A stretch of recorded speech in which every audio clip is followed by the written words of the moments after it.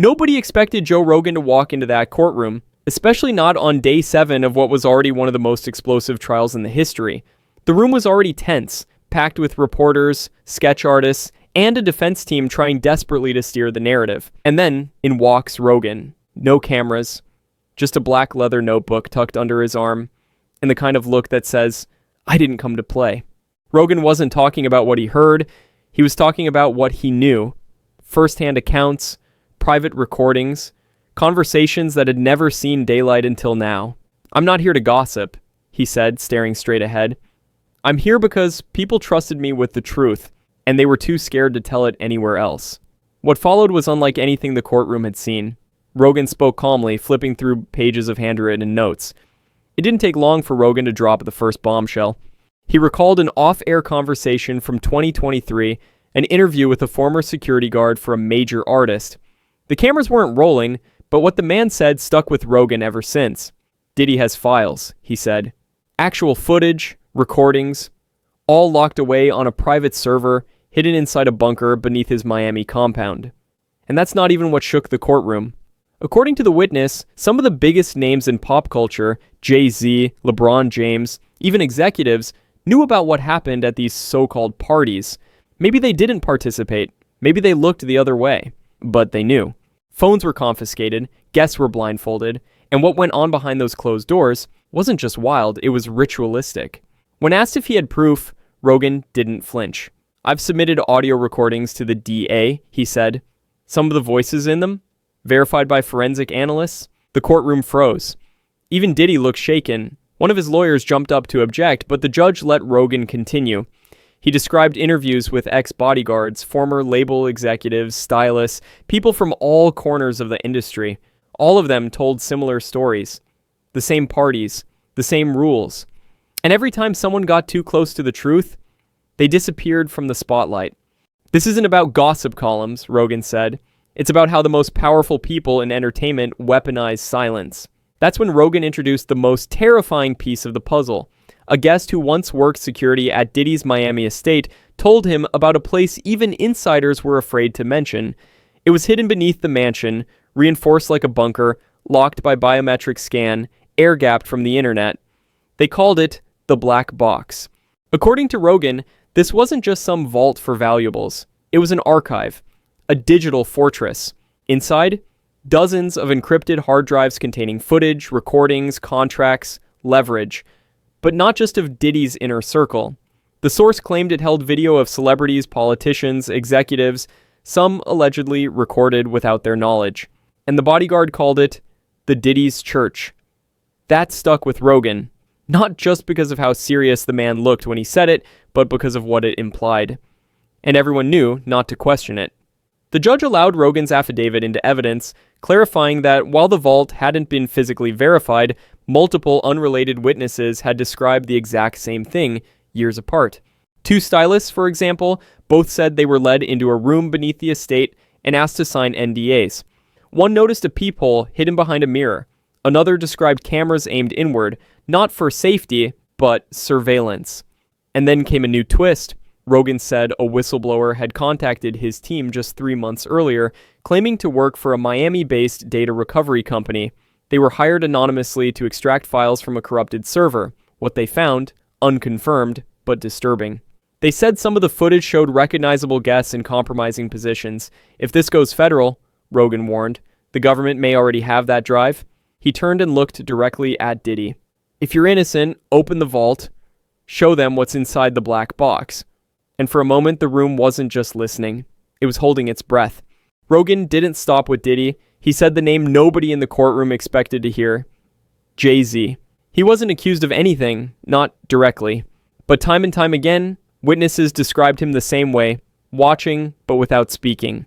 One former hairstylist who'd worked with top-tier talent for over a decade told Rogan she attended a private party in the Hamptons back in the mid-2000s. She didn't stay long. In a side room behind a two-way mirror, she said she saw someone being filmed without consent. She left the industry that year. When Rogan asked who else was at that party, she hesitated. And then she said it. Jay-Z. Not participating. Just present, silent, watching. And this wasn't an isolated claim.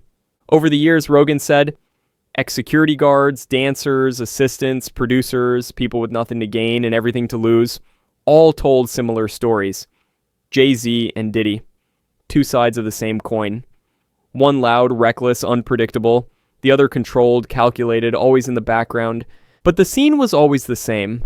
And no one ever spoke up. If Diddy was the fire, Rogan said, Jay-Z was the smoke detector that never went off. He even mentioned that after bringing up these stories on his podcast, his team started receiving anonymous warnings, emails telling him to back off or face consequences. One message stood out. Don't dig too deep, Joe. You'll end up like the ones who did. When they traced the IP, it led back to a firm tied to Roc Nation's PR team. The judge let the statement stand with caution, but it was enough. Rogan looked at the jury and said it plainly. Silence is a weapon. And this entire machine, it's built on people keeping their mouths shut. But I'm not built that way. For years, whispers about that yacht party had floated through blogs, comment sections, and back-channel rumors. But nobody had ever confirmed the details. Until now. Rogan unfolded a letter in court. A former crew member had contacted his team anonymously, their name redacted for safety. They thought they were being hired to work a music video shoot. Instead, they found themselves trapped in something far more disturbing. From the moment they boarded, something felt off. Phones were confiscated, bags searched. Security made it clear no one talks, no one records, no one asks questions. Once the boat crossed into international waters, everything changed. A private room sealed off. Then came what staff called the rotation. New guests arriving hourly, escorted by handlers, treated like VIPs, until the doors closed behind them. The crew described hidden cameras embedded in mirror frames, red lighting, isolated rooms, and something else. Spiked drinks. Some staff refused to participate. Others didn't hesitate. But the most damning detail came from a second source. A guest. He wasn't supposed to be there, added last minute as a favor to someone powerful. He thought it was a networking event. He was wrong. There was a man in a mask, Rogan quoted. People were laughing at him, like it was performance art, but it wasn't. The guest recalled A-list celebrities just standing there, laughing, smiling, watching. Phones out, no shame. And the names mentioned were Gloria Estefan, LeBron James, Beyonce, Jay-Z. Rogan made it clear, I'm not saying they did anything illegal, but their names came up, again and again. When the yacht returned to port, the guest was offered a large sum of money to keep quiet. He refused. 2 weeks later, his apartment was broken into. Nothing was stolen except his external hard drives. The courtroom was stunned in silence. You think this is chaos? Rogan said. It's not. It's a system, and the scariest part is the people we idolize. They're in the rooms where it happens. He closed the notebook slowly. If even one of those tapes gets played in court, half this industry is finished. By this point, Rogan wasn't just talking about incidents. He was describing a system, a playbook engineered to protect the powerful and punish anyone who dared to speak out. Diddy didn't just throw parties, he said. He built a vault of silence. According to multiple off-air conversations, it always followed the same steps. You'd get an invite, exclusive, secretive, flattering. You'd show up, be asked to sign an NDA. You'd be filmed, sometimes knowingly, often not. And then, a few weeks later, a text. Not a threat, just a reminder. Hope you had fun. Let's keep that between us. Rogan called it a web of invisible handcuffs. A Grammy-winning producer once told him he was offered a major career boost, but only if he deleted a clip taken at one of Diddy's events. He refused. Within a week, 3 venues canceled his tour. Others weren't so lucky. Stylists, choreographers, assistants, all described the same thing. A subtle, creeping pressure to stay quiet. Contracts rewritten, appearances canceled, careers stalled. Rogan didn't name names, but said his team had received legal threats from high-profile PR firms warning him to avoid certain individuals. The subtext was always the same. Dig too deep, and you'll be buried. Then he mentioned something new. Something worse. A former employee of a celebrity security firm told Rogan about something called the rainy day file, a master folder, real footage, encrypted, stored off-site. If anyone tried to take him down, the source claimed, Diddy would leak what he had on them. Rogan paused, looked the jury in the eyes. One of those files allegedly contains footage of a very powerful politician, the name's not mine to say. But if the feds have those tapes, this trial is just the beginning. The judge ordered the last line stricken from the record. But it didn't matter. The jury had heard it. The press had scribbled it down. And Diddy's expression said everything that needed to be said. This wasn't fame, Rogan said. This was fear. And when someone builds their empire on fear, eventually the foundation cracks. Joe Rogan didn't sit back down. He stood, even though no one asked him to. Maybe because the weight of what he had just said wasn't something you leave behind in a chair. This isn't about canceling Diddy, he said. It's about finally holding someone accountable who built an empire on fear. The courtroom was frozen. Even the sketch artist had stopped drawing. The air wasn't just quiet, it was heavy. Rogan spoke slowly now. No notes. Over the years, I've interviewed astronauts, scientists, comedians, and even CIA whistleblowers. You learn how to tell when someone's lying and when someone's scared. What I heard about Diddy didn't come from trolls. It came from people who shook while speaking, who looked over their shoulders every 10 seconds. He paused. If the feds don't find the footage, the public will. Because someone, somewhere has it. And when it comes out, this courtroom will look like a warm-up act. Then he looked directly at Diddy.